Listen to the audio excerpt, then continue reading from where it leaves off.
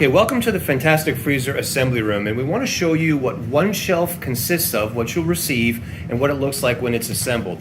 So what you receive is the shelf itself. You receive two extenders for the side, one on each side, and you receive a rear extender as well that has a safety catch. You also receive a label holder and these screws that will hold all the thing together. Before you assemble it, you're going to remove the protective layer on the outside, and then you're ready to get going. So over here is what it's going to look like once it's been assembled. Now we measured the inside of our freezer and it was 27 inches.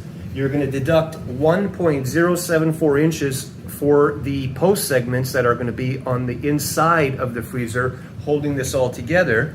And then that left us with 25.926.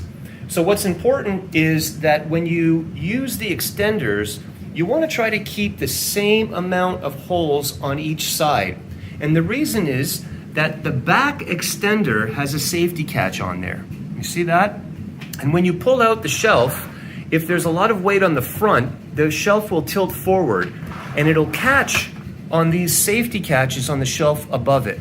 What's important is that that safety latch is not pulled to one side or the other. And the way you prevent that is just making sure that your extenders are the same distance. So two holes here, and you're gonna have two holes over here.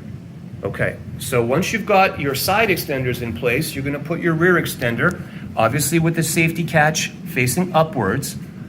And then lastly, you're gonna install your label holder here. You see, you're gonna put two of these little posts in place there, and then all you need to do is slide your label in and you can move it across, just like that.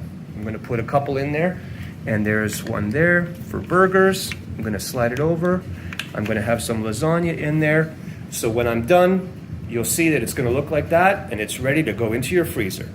If you have any other questions, you can visit our website, check out our FAQs, and watch other videos to continue the installation process.